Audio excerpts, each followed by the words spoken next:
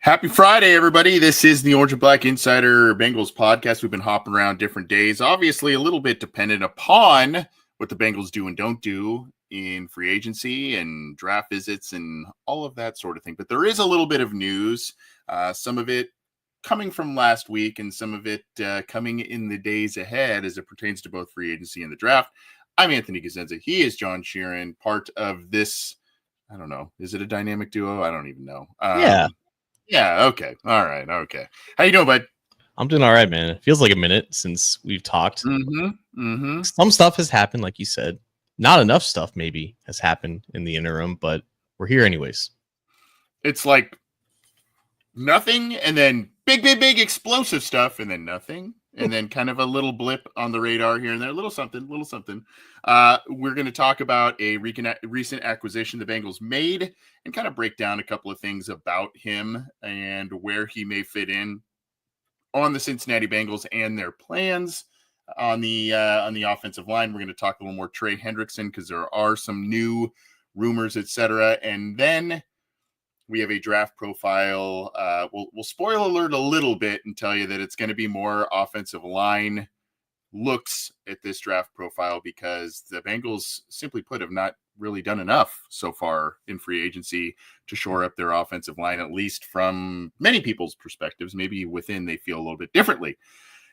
This show can be found on a number of different platforms. If you're new here, welcome. We've had a handful of new subscribers on the YouTube channel, so that's been pretty cool to check out. And you can get all of our shows there, as well as we do stream the 3 and Out videos on our channel as well. The Orange and Black Insider, pretty easy to find, youtube.com at Bengals OBI. So go check that out and subscribe, do the bells, do all the stuff. And of course, if you like the audio side of things, you got to go find the Believe in Cincy podcast channel, BLEAV, clever spelling there. Go resubscribe to that channel if you haven't yet. We're putting up all the audio there, and that can be found through your favorite audio platform, iTunes, Stitcher, Spotify, all the major ones there. We are on it. And then, of course, we also stream live to the Cincy Jungle Facebook page, a couple of different Twitter accounts, et cetera, and hopefully you follow us where you can and enjoy all the content we're giving you. And hopefully, John, the city of Cincinnati is trying to get over the hangover, I guess, of what happened with the Reds yesterday. Sounds like it was not a pleasant. I mean, obviously, it looked awesome down there. What is that, at the Banks down there, right? Where the whole crew is down there, and it looked awesome. But heartbreaking loss for the Reds. Hopefully, they bounce back this weekend, though. Well, I mean, there was going to be a hangover regardless because it's just I was going to say, yeah. It's just a drinking holiday in Cincinnati. I think everyone wants it to be like an actual holiday where no one has to go into work on Friday or Thursday or whatever the case may be. I just thought it was interesting timing because obviously, heartbreaking loss is something new in Cincinnati, right? The timing, though, of the game and of the festivities, the parade, everyone just kind of out in the streets is very interesting to me because there's this drama right now with like where the next Sundance Film Festival is going to be. And like, I guess it's always been in Utah, Park City. Like everyone loves that. And like Cincinnati is a finalist to be where it gets relocated next. Interesting. And a lot of people who like going to Park City, who've never been to Cincinnati, don't want it to go to Cincinnati. I think one of the anonymous quotes was like, what is iconic about Cincinnati? And this article by Variety came out like a day before opening day. And of course, one of the most iconic things about Cincinnati is opening day. So I thought that was interesting how they kind of put that out there right before something really cool happened in Cincinnati. But obviously, any Sundance film snob average Sundance film snob, I would guess, wants nothing to do with a bunch of people drinking beer and talking about sports. So whatever the case may be. Well, I've only been out to that area once, and it was during when the Sundance Festival was going on, and I was snowboarding because the mountains were clear, so there was nobody on them. So everyone else was. So that was a fun trip. But look, man, rough day for. You ever see the movie Ferris Bueller's Day Off? I know that's yeah. I mean, kind of iconic film. Remember where he's dancing in the parade float and he's lip syncing to the Beatles and all that kind of stuff.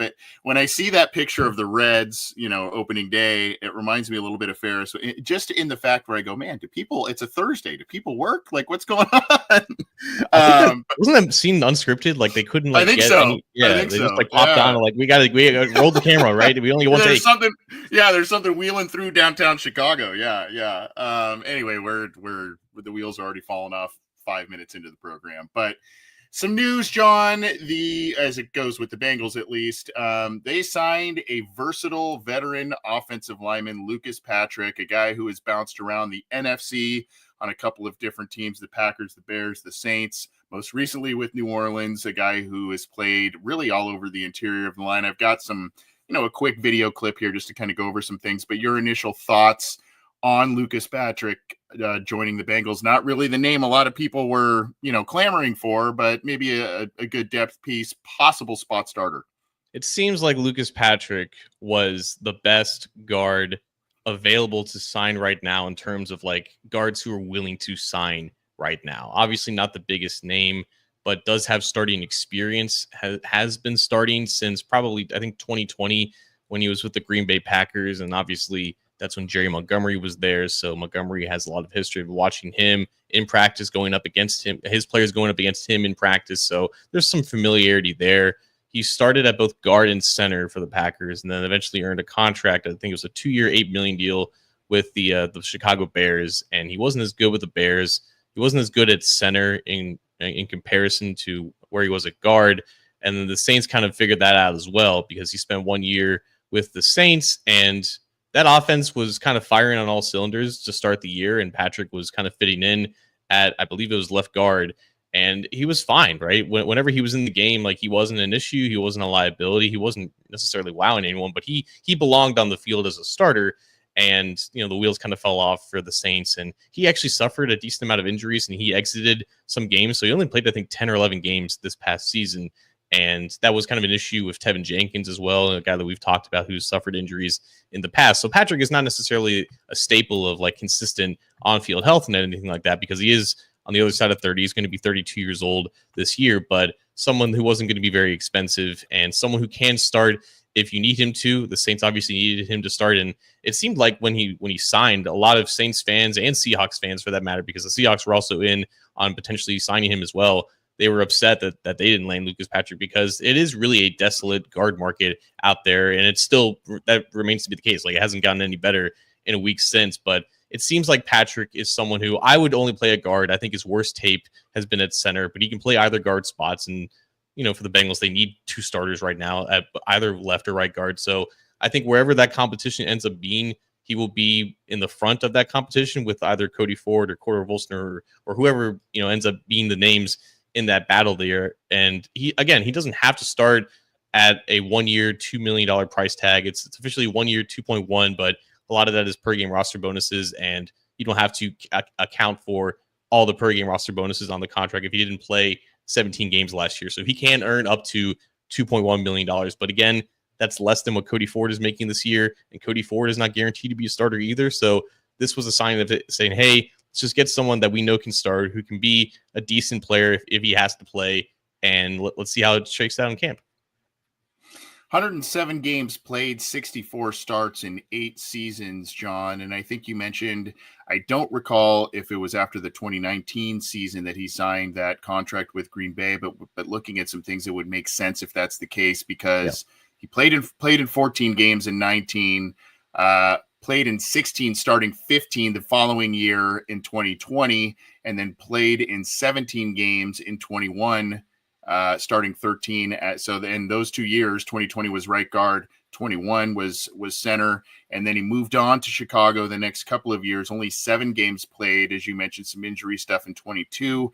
Did play 16 games with 15 starts for Chicago in 23, and then last year in New Orleans played 11 games with 10 starts. So I mean, there are some years that show some health and some stability, and then a couple of other years where either the starts were just limited because he was a younger player buying his time, or the one big year in 22 where he did not play many games at all, 7 games in total, 5 starts for the Bears. Let's pull this up for everybody, just a brief video on him to talk about some things with him, a couple of film clips. Some are good, some are, I don't know what to make of it. But here he is right here, Lucas Patrick. You can see David Carr back David Carr there. I'm sorry. Yeah, not that Carr. Anyway, 6'3", 313, as you mentioned, 31 years old, 32 in July. He is entering his ninth season. He went to Duke. And, a guy who actually came out with and we'll show you in just a second, a pretty good RAS profile out of Duke as a guard, and then look here. To me, this was the quintessential Bengals outside free agent, offensive lineman free agent. Versatile. Played all kinds of spots across the interior of the line. There are age and ceiling concerns. 32, by the time the season starts, the ceiling is there. If he's starting, where? And that sort of thing. Here you go. Here's the RAS profile, courtesy of Kentley Platt at MathBomb. 9.3 is where he graded at the time, which is pretty dang good. That's pretty athletic, and it shows because he did play all over the interior of the offensive line. So a guy that has some athletic skills, at least if you want to use these metrics and how firmly you stand by him. Here he is right here, right guard. He makes a nice play and then helps the tackle out there to open things up, even though Rodgers is scrambling. Nice play here. He kind of moves the pile, moves the player on Minnesota. That becomes an A.J. Dillon touchdown on the right side. Here he is at center for the Bears. This is a nice one. Gets passed off Jerry Tillery, and just kind of staves him off there for a play. And then this is one where I go, I don't know. He gets pushed back. And then there's just extracurricular, and he goes, okay, bye. So I don't really know what to make of that last one. He kind of lost that leverage, or that was a big dude he was going up against too. But a couple of clips there just to kind of look at. You see some nice plays either in the run game, a couple of nice pass protection plays. But you can see where there are times where there are losses, right? I mean, no offensive lineman's perfect, but you could see why this isn't necessarily looked at as a top tier guy. But the questions again that I brought up earlier was, where does he start? How effective can he be at 32 years old? Is this actually, and I think the last question, I didn't even say it out loud that was on there, but if he starts, is it an improvement, and by how much? Whether that is a banged up Alex Kappa from the last couple of years, beating out Cordell Volson. Those are all the questions. I don't know that I have the answers to them, but those are the questions that linger out there with a guy like this. Yeah, I'm glad you brought up his athleticism, because that is notable how, obviously 10 years ago, he was a different athlete than he is now. But I think it still translates, and those types of athletes can typically play longer than maybe some of their less athletic counterparts. And I think it's still there to an extent. The Saints were run by a Kubiak last year, the younger Kubiak. So obviously, you know what that entails. A lot of wide zone, a lot of guys moving down in space. He was able to do a lot of that, especially early in the season before, again, I think injuries kind of piled up there a bit, but he's never been obviously like the answer for any team that he's been on, right? The Packers developed him, and he eventually earned a starting spot, but he didn't last more than just 2 years on like a very inexpensive extension. And then, the Bears tried to get something out of him, and they just couldn't really get him to work at center where they needed him to. But the Saints found value in him, and I think that's why he earned a slight raise compared to a deal that he signed last year. When we reported on this, he had offers from both the Saints and the Seahawks. I think the Bengals ended up being they had the tied for the best offer, I think, with the Saints. The Saints wanted to bring him back, and I think he found the allure of potentially being like a starter instead of like with the Saints, he would have to go back into a competition. I think he felt that he has a good chance of being a starter compared to, what is currently here right now. Obviously, if they had signed a more established player earlier in free agency at one of the positions, then this would be like only a backup role. And I think the contract here is important. It could be someone that you get a lot of value as a starter who, if he does fit within the scheme, but if he backs up both left and right guard, which he can do, I think that is exactly the type of player that you want coming off the bench in a pinch, right? Because you don't want, obviously, a lot of liabilities, potentially leaking in your offensive line, and then your whole game plan kind of goes down the toilet, right? So at the very least, it's a floor raiser for the entirety of the offensive line. And I think the fact that, again, I really only see him as a guard because I don't think he was ever really that good at center. I think it does keep Matt Lee safe as the backup to Ted Karras at center. I don't really think it's nice that you have a guy that can play all three because they didn't have that last year. And you pointed this out last week when talking about Will Hernandez. They obviously value versatility a ton. So the more that you can do, the more valuable you are. But if anyone's reading too far into this signing as to like what the actual definitive plan is, I think it's still too early in the offseason to tell. Yeah, I've seen a couple people mention, does this mean now that Matt Lee is center and Karras kicks over to a guard spot and then Patrick?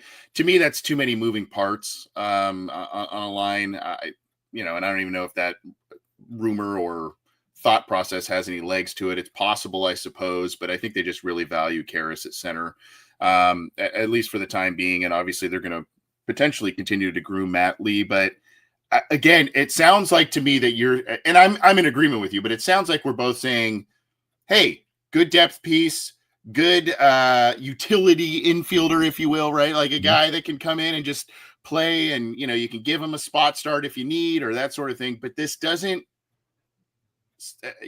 I love the term that you said, floor raiser, but this still doesn't solve what's right in front of you in terms of starting problems at both guards and a massive roster hole potentially at right guard. I know they like Cody Ford, and Cody Ford's kind of like a Lucas Patrick in a way where he plays all over the place, but jack of all trades, master of none, right? And so got to find those guys. You got to find the guys that can get in there and start. I like this signing in a lot of different ways, but it still doesn't remedy the issues that are staring everybody in the face. You're right. And this is when the uncomfortable parts of the offseason kind of rear their ugly head, because it would be very convenient for the team to have signed, like, I don't know, like a James Daniels who signed for not a lot of guaranteed money with the Miami Dolphins. Obviously, Kevin Zeiler was out there and he signed a 1-year deal to kind of go back with Bill Callahan for the Cleveland Browns and just to be a starter for that offensive line. Like, there are options here to get like, hey, like we have like a bona fide starter. And now if we just have a competition at the other guard spot, that brings you a little bit more peace of mind. It seems like at this point, the Bengals are waiting on answers from guys like Brandon Scherff, from guys like Will Hernandez, who have their own things going on right now. And that could take weeks. That could take months, right? If you're Brandon Scherff, do you really want to go back into OTAs when you're 33 years old, when you're contemplating retirement, right? These could be additions that are made far into the offseason, and maybe the Bengals don't want to wait that long. And maybe this is just the bed that they made. You have to assume, though, that there's going to be some type of an answer coming in the NFL draft, and we don't know which round, obviously, but like they can't just go into training camp with the guys on the team. Like, something has to happen. The timing of when that happens, though, outside of the draft, I think is extremely up in the air. I am in agreement with you, and I mean, I think everybody would feel a lot more comfortable about this guard predicament if the Bengals had more than 6 picks at present, right? Yeah. I mean, a lot of people are saying defensive line, pass rushers, all that kind of stuff. And yes, but you only have so many picks. You don't have, 9-10 picks as you've had in some years past. You have 6. So you got to, and your margin of error at that point is slim. Now, maybe the Bengals swing a trade, maybe they move back, maybe they do all kinds of different things to collect more picks, which will segue nicely into our next segment in just a second. But the other thing too, John, that you mentioned, maybe the OTAs deal does stick in the mind of Brandon Scherff, but maybe interest is lukewarm from teams for some of these guys. And what happens is after the dust settles from the draft, teams may have not got the guard that they want, the interior lineman that they got. And now they go, hey, we got to scramble and fill out our depth. Let's kind of up our offer for some of these guys that are waiting out there post-draft. And those are the types of veterans you get on rental deals that can be lucrative for the player, but also, kind of limits the liability for the team too. So that may be an option. But like I said, the Bengals did sign Lucas Patrick. They may be looking at something for more draft capital, and of course that's where somebody like Trey Hendrickson would come in. And I think we've all kind of said, well, the trade thing is kind of dead, and we'll talk more about recent rumors and all that kind of stuff. It feels like that these two parties are going to come together, but there's a weird thing about as much time that passes. On one hand, you go, okay, well, that's just more time for them to communicate, but there is still a mini type of frenzy like what happens with free agency when the draft hits, where it's like, hey, we want to get this player. We're going to be, so there may be now a situation, if this goes unsettled into the draft, where a team may readdress the Bengals and maybe up a trade offer going into the draft. And if you get picks this year, I don't know, maybe that does appeal to the Bengals, but for right now, that doesn't appear to be the case with Trey Hendrickson. Yeah, let's just talk about from that angle before we get into like the reports, right? Because it seemed like from the combine, the priorities were obviously Chase and Higgins, and they showcased that by getting them done relatively early in Bengals terms, right? We all would have preferred if it happened before free agency, but a week after free agency begins, it's still pretty damn early for the extensions of that size in terms of the Bengals. Those typically happen in August and September, so that was their main priority. And then they knew that obviously Trey's under contract, and they've kind of been through this song and dance before for the last 2 years. So they knew that they didn't have to just completely rush out of the gate to get something done with that, especially considering the fact that, again, they did the rare thing of granting his request in terms of seeking a trade. Yeah. For the purpose of seeing what his value was in terms of both contractual and for trade value. Clearly, they have not found, a trade partner that they want to actually conduct this trade with. They haven't been offered anything close to what they would consider to be, fair value in their minds, which is always, of course, getting the win out of the deal. Right.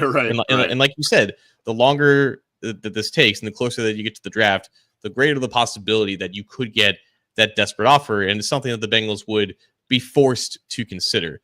Now, as we get into these reports, there's two that really stand out here. One from Ian Rappaport, who was on Pat McAfee, and one from Jordan Schultz. Jordan Schultz obviously was the one who, officially broke the Jamar Chase and Teagan's news as he went to dinner with those guys, but he's been very plugged in with the Bengals this offseason. And Ian Rappaport, I would always say, is one of the more prominent insiders with an ear into the Bengals. And what Rappaport said was interesting because he was kind of speaking from the team's perspective in saying that the Bengals want to get this done because they want to shut down this narrative that the team doesn't pay its star players. And obviously Chase and Higgins was a big step in the right direction, but they want to get Hendrickson done to get all three of them as kind of like, hey, like we did this. We can do this, and we did do this. And I couldn't tell if he was sensationalizing something, but obviously that was coming from the team's perspective. It wasn't coming from Hendrickson's camp. If it was, it would have been phrased very differently. I found that interesting as to how he phrased it and the emphasis that he put on those words. And it really did seem like it indicated obviously seriousness in actually getting this done, and not just like, hey, we'll see if we can get something done here. We'll see if something works out. It came off as like, no, the Bengals do want to get this done. They're going to try to work towards that, and they're going to try to negotiate instead of just being like the typical hardball situation where a player just ends up playing out his contract. And then the Jordan Schultz one was interesting in its own right because he pretty much said that a trade looks to be off the table, and that the Bengals are serious about, restarting or engaging in these talks, whatever the verbiage would have been. But the Bengals are focused on getting this done instead of entertaining trade offers. And that could have been just because there hasn't been an offer that has interested the Bengals, or that would get the Bengals to, move one of their best players. But both of those definitely were coming from the team perspective, which you don't normally hear that often in regards to contract negotiations. Typically it's from the player's agent side, and it makes the team kind of look bad. But both of these indicate that the Bengals are serious about getting this done. It's just a matter of how seriousness in terms of timing, if this does get happen before the draft, before OTAs, because I think it's in the Bengals' best interest, Anthony, to get this done before workouts begin, because you want everyone there present and you don't want any more contract drama, disrupting all of that. Well, that, and here's our buddy T Martin in the YouTube, a little early to say that trade is off the table. I think it is off the table. But again, I go back to what I just said, where, okay, the free agency frenzy's done. He was given permission towards the beginning of free agency to feel it out. Either there weren't willing trade partners to give up what the Bengals wanted in terms of draft capital, player capital, whatever that may be, plus paying the extension to Trey Hendrickson on the financial side. So there was a lot for a team to take on in getting Trey Hendrickson. But again, I reiterate, like you said, the longer there are many things about this that stay positive, which is, again, restarting the talks, as you mentioned, both parties getting back at the table. Trey Hendrickson has said numerous times he wants to be in Cincinnati, all of those things.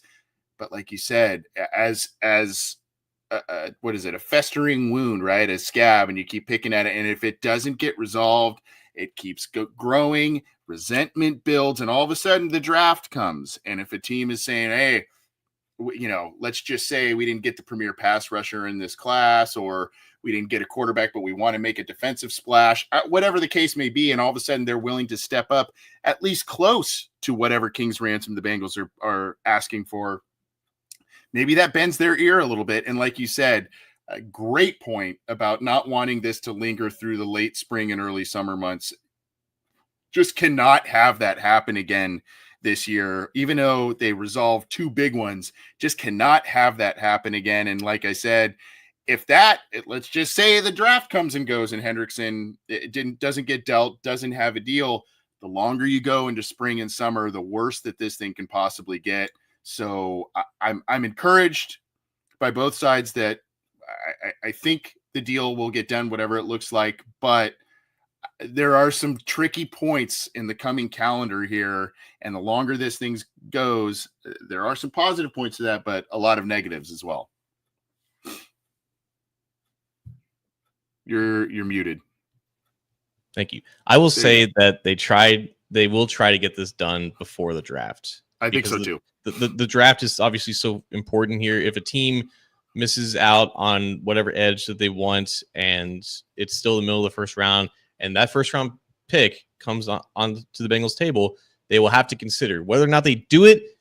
It's still unlikely to me, but that would be the scenario in which this does actually happen. If the draft passes and the Bengals say they don't draft an edge in the first two rounds, which, it's not a crazy thing to assume, then you let all of free agency go by. You let the draft go by without any real alternatives other than having Trey Hendrickson on your team in 2025. Trey realizes then that he's probably not going to be traded at all. So he's stuck on the team, at least for this year.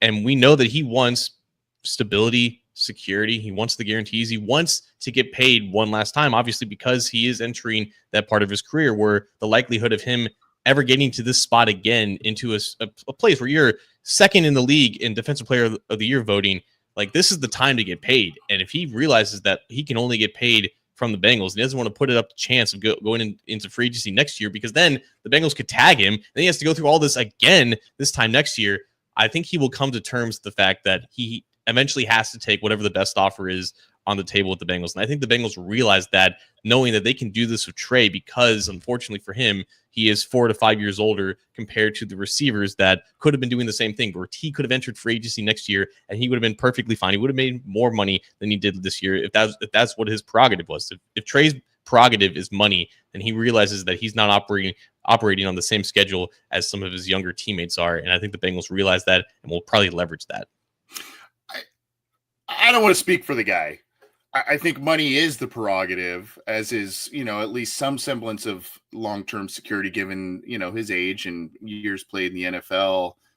But I do think the contender aspect and his soft spot for Cincinnati, I think that all plays into it too. I mean, he's publicly said he wants to stay in Cincinnati. And, I think, again, just give me something that's fair and I again, I don't want to put words in his or his agent's mouth, but that's the appearance of everything is like, just give me a kind of something that resembles a fair market deal for my age, the Danielle Hunter, that type of deal. Give me something like that. That's 2-3 years and let's move forward. I would think if he gets something similar to that is a multi-year type of deal, whether that's void years at the end or what have you, I think that is what he probably would be satisfied with. And let's just move on.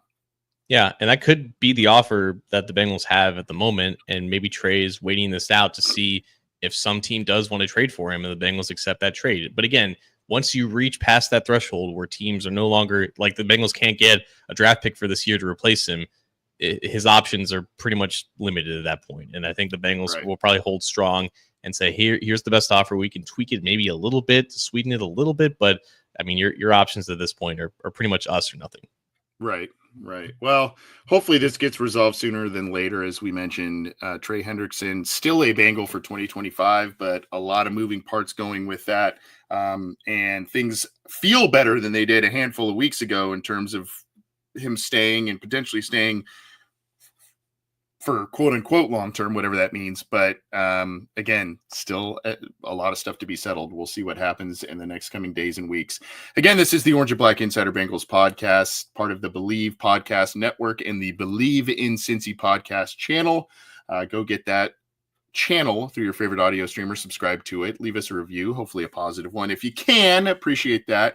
You can get our show 3 and Out with Jason and Kevin, talking football with Bengal Jim and friends, and Matt and Willie No Ball with the coach Matt Minnick and Willie Lutz, bring in their hot takes and X's and O's to the podcast channel. So get all of those shows on one podcast channel, the Believe in Podcast channel, through your favorite audio streamer. If you like the YouTube stuff, we've been breaking down segments we've recorded live or other narrative stuff that we're going to be popping on more and more as the months go by here on the YouTube channel that will be exclusive there. Go subscribe to our YouTube channel at BengalsOBI, youtube.com at BengalsOBI. We have our stuff, again, narrative stuff, other film breakdown stuff, and then the 3 and Out boys stream. We house their videos on our channel too, which is awesome. They do a great job. And yeah, I mean, that's about all we got to plug, except for the fact that we are also brought to you in part by FOCO, the fans only company. Go to FOCO.com, get all your Bengals stuff. They got exclusive bobbleheads. They got all kinds of different cool stuff there that you can check out that is not in other pro shops or anything like that. They've got some exclusive and limited edition stuff. So go check that out. FOCO.com and check out the Bengals selection of stuff and let them know that we sent you. Well, John, we've done a lot of free agent profiles. We did Scherf last time as a free agent profile. We've done a couple of draft profiles, but we focused more recently on free agency because that's commencing. So the Bengals are now starting to ramp up, their pre-draft visits and obviously going to pro days and all that kind of stuff. So we're going to go with a draft profile. And as we teased at the beginning of the show, this is an offensive lineman that, oh boy, could play multiple spots. Oh, those Bengals, they love these kind of guys. So talk to me, John, who you got for us? Yes, we had a theme this week, Anthony, as we're starting to learn about which players are being brought in or are going to be brought in for top 30 visits for the Bengals. And this will happen over the course of the next few weeks.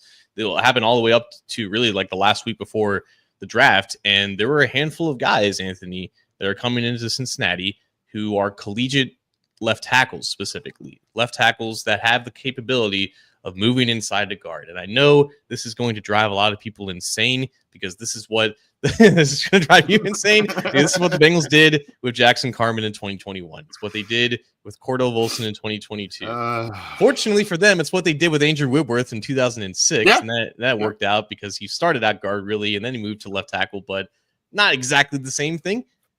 The Bengals don't like to draft pure guards for whatever the case may be. Maybe that changes this year, but based off of the names that are coming into town, you have Josh Connerly Jr. out of Oregon, who's a left tackle, who's a pretty good left tackle, I might add. Mm-hmm. Charles Grant is a FCS product, maybe the best FCS product of this entire draft class. An incredible athlete, also left tackle from William & Mary. He's coming in for a top 30 visit, but the one I wanted to look at today for this episode is Aireontae Ersery out of Minnesota, who again is a left tackle. He started for 3 years for Minnesota, and 6'6", 330 with 33.5-inch arms. So has obviously the size to move inside into a phone booth. Doesn't have maybe the prototypical length that you would want for a left tackle, but I was curious as to how he held up against not only an elite athlete like Penn State's Abdul Carter, but also some well-coached players for Iowa. I really feel like those two components of about elite athletes, how you are squaring up against them, it really tells you, how they can hold up against NFL caliber athletes, and obviously guys with the technique that can hold up on Sundays as well. In the first play here, it's not a great one. I wanted to be fair and objective here, going up against Abdul Carter, who again is a lot smaller than him. He's going to win in leverage, and kind of, Abdul kind of keeps himself clean there and wins really quickly, in the run game. And that was something that I noticed with Ersery initially. As big as he is, and he does keep guys clean sometimes, he doesn't always play with the best leverage. And that is something that I think is noteworthy when you are 6'6", and you may be moving inside into more condensed spaces where leverage obviously matters a lot. So is this someone that thrives more in space and you can use his length to the best of him? Or is this someone that, can potentially move inside and use that natural power that he has? And I think what I did notice, though, Anthony, is that in second level blocking, he is really adept. I think he can get out into space. He can move up, and he can generate a lot of movement against linebackers. He can almost swallow them, really. And he ends up on the ground in a lot of good ways too, where he finishes guys and he doesn't let them get off blocks. Here he is against Abdul Carter, will speed rush to the outside, and I think that's where he likes to win as a pass protector. I think he will try to avoid giving up inside counters by just letting guys try to run the arc around him, because he does have really good foot speed. I will give him that. He's a really good athlete. I think he ran like a 5-second flat 40 at 330 pounds. So I think a really good athlete in space. He's not going to get beat with speed around the edge, which can be an issue for some guys who are a little bit on the bigger side. But again, working up to the second level, identifying the linebacker, getting your hands on him, generating very easy movement. Like, guys will move very easily when he gets your hands on him. But again, sometimes on these drive blocks, when you're trying to look for just movement at the point of attack, not a lot of rolling of the hips a little bit. And I think he wins oftentimes just because he's just bigger than the other guy. And it's not a lot of just natural leverage and power that's generating these wins. It's just pure size and overwhelming guys. But again, when he gets your hands on you and you're already in a compromising spot, you can obviously, you will be moved. And that was the case on some of these combo blocks, these double teams. And these are the reps that you want to see sometimes when you're moving inside into guard. But this was an important rep too. This was like the last play Minnesota had against Penn State. Penn State was obviously ranked. This was late in the season. They're down by 6, 3rd and 8. It's got to have it down, right? Minnesota needs a touchdown here to win the game. And one-on-one in pass protection against Abdul Carter, clean win. As clean of a win as you will see against one of the arguably the best player in this entire NFL draft class. But great kick slide, patient hands, runs them around the arc.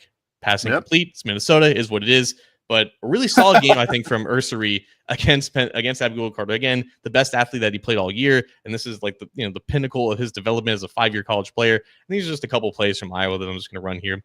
Again, I snatch and trap was another thing that I noticed here. Snatch and trap is basically locking hands with someone, and then basically disengaging their hands, and then you can just fall over, right? So that was something that he loved to do in pass protection.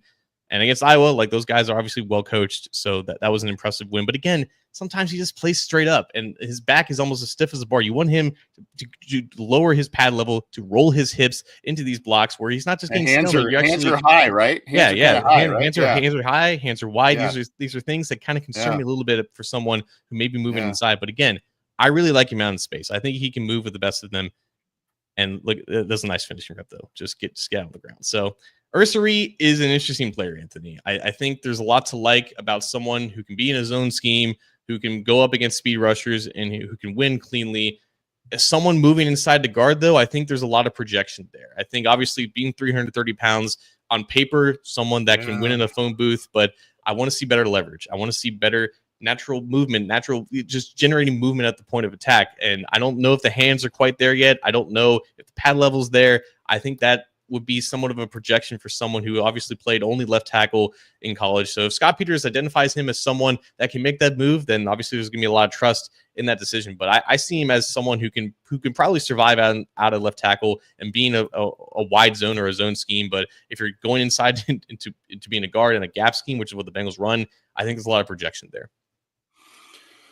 So you said 5th-year guy, right? Mm-hmm. I don't have his birth date in front of me, but he's a bit older, I think. Yeah, that obviously that would kind of point to that. So I guess when you're talking about some of these things, and granted, you look at this and I mean, it's paralysis by overanalysis sometimes, but there are some things, I mean, even dopes like me were like, hey, hands are high, and it's, sometimes wrapped around instead of an actual, get in there type of thing.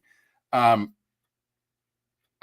guess developmentally, older guy, 5th-year guy, there's still some technique issues that you notice. I mean, where do you see those cleaning up just even though he is on the older side? Or, and granted, we say older, was he probably 23 years old? He's 23. Like yeah. So, I mean, do you see that as easily correctable with NFL coaching, or is just this always going to be a flaw to some degree with him?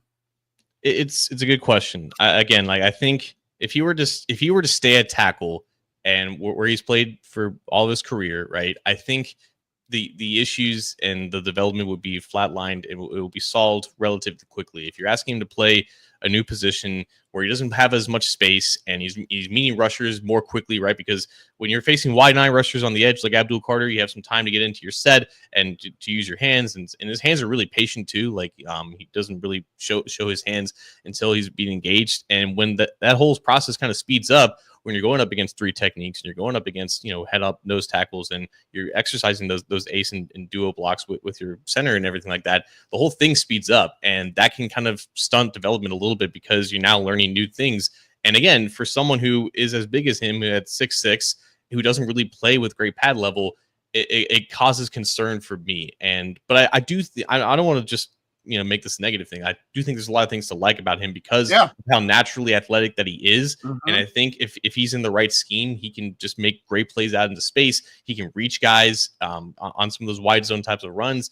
And maybe if he is a guard in that type of scheme, I think that would be interesting. But I don't really see him as like a phone booth type of guy, which in this scheme particularly, I think with the Bengals would want to run.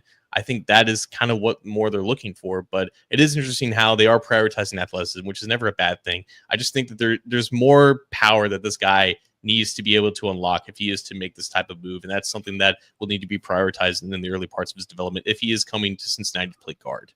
It's weird to me, and maybe I'm wording this weird, but it feels like, looks like, and I've watched a little bit of him, but this has been obviously, pretty educational and eye-opening. It's like the feet and the athleticism say tackle, and the hands and other technique things say guard. It's like right in between, right? I mean, it's kind of like, and maybe that's just an obvious statement in general, and that's why these questions exist. But to me, it's almost like it's a weird dichotomy between those strengths and weaknesses with a guy like this. And, let's say he's looked at as a left tackle. It would be interesting to see where he goes and what the plan is immediately for a guy like this, because, the Bengals are pretty set at tackle for right now, both tackle spots. So, is that a deal like a Whitworth that they did, years ago, where you bring him in and let's use that athleticism at guard. Let's have him, grow there. Let's have him flank Orlando Brown Jr., who's had immense success in the league and, knows how to play as a big dude. Let's have him flank him and learn as a starter and potentially beat out Cordell Volson for that job. And then as the years go by, maybe he is the heir apparent to Orlando Brown. I don't know. Interesting player, though. Very, very interesting player. A lot to like. Some concerns, though, too. Yeah, I know he's from Kansas City, and I know the Chiefs very much need a left tackle, so it would not shock me if he's the 31st overall pick, but that's probably like the highest he would probably go. If he is going to be a Bengal, it would be him falling into the 40s, but someone who's that big, who's played that much, who can move that well, it might be unlikely that he does fall that far. Maybe the Bengals would see that as a value. And like you said, like I don't know if they know if their backup swing tackles on the roster. I don't know if they see Cody Ford as that or if they just see him as guard. Personally, I only see Cody Ford as a guard. I don't think his film was particularly great at tackle, but if he has to play in an emergency, like that would be the plan as of now. But I think that they see that as a roster hole, and in their line of thinking, they're thinking, hey, if we can get someone that can compete to be a starting guard, but also in worst case scenario has experience to tackle, that's just more valuable to them. But I think we're in agreement, man. If they need a guard, just draft a guard, maybe. I don't know. Yeah. Maybe, just maybe. Crazy idea, right? I mean, yeah. Good God. I wanted to get to this, and this is kind of, I guess, can tie into our dropping of the mic. I didn't mean to gloss over this, especially for such a generous amount in the super chat. Unfortunately, it came through like right when we were starting the Ersery profile here.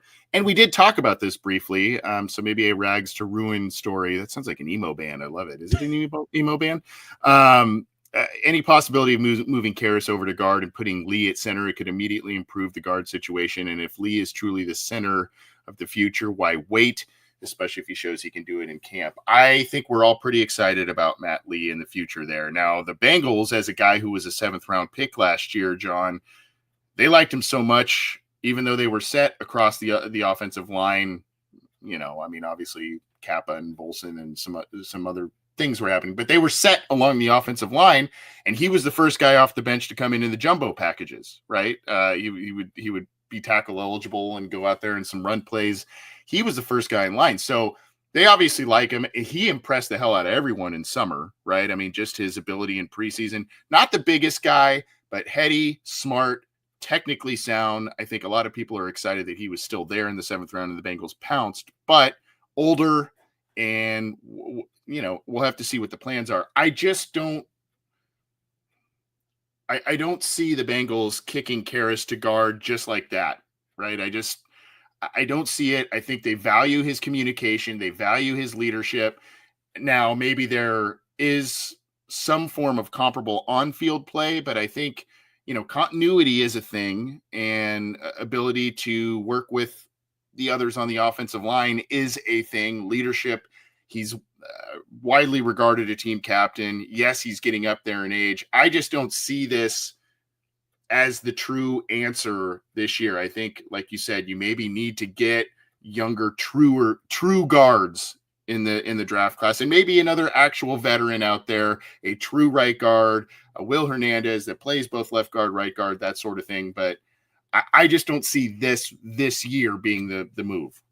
I think if Ted were asked to do it, he would. Like, that's just kind of the player that he is, which is why this should have happened in November of this past season when they were dealing with all these issues, when obviously Orlando Brown Jr. was out with a knee injury and they had Cody Ford trying to survive out there at left tackle. There was a window of opportunity to see what Matt Lee could do as a starter when you had offensive line issues at the wazoo, despite the fact that the offense was still scoring 30 to 40 points a game. You had the opportunity last year when the crap was hitting the fan to see what Matt Lee could do and to see if Ted Karras still had what it took to be a starting guard in the NFL, because it has been a while since that's been the case. He's been at center for the better part of like the last 3 to 4 years now. So that was the time to do it. If you didn't do it then, you're certainly not going to do it now. I think when Karras signed that extension, it was to play center, and they respect him too much. And they, like you said, they value what he brings to that specific position. And it's definitely not a bad thing to have a solid starter at a spot and a lot of confidence in whatever backup he is to come in, God forbid something happens to said starter. So they're set at center. They need to address guard in a different way. The time to experiment with this was during the season last year when you had actual chance to get film on there to evaluate this decision, to then see if you want to do this do it in the preceding offseason. But once that window has passed, I think this whole experiment passed. Yeah, and Lee at guard, I think that's just not viable just because of the never size. Played it. Yeah, and just never played it. Yeah, I wouldn't be overly confident in that. I just think he's the center of the future, right? At least for right now. And again, you'll probably see him this year as that first guy off the bench, potentially, unless the Bengals stock up on other huge guys that they want to put out there. But they like him.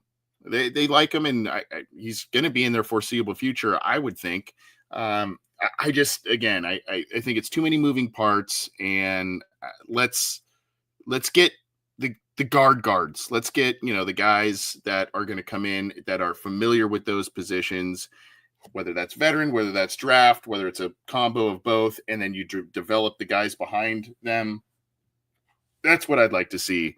But there's also guys in the mix, like we talked about earlier, Lucas Patrick and stuff, that may be in the mix for. I don't think he's best suited for center, like you said. I think he's guard positions and in depth there, but we'll see.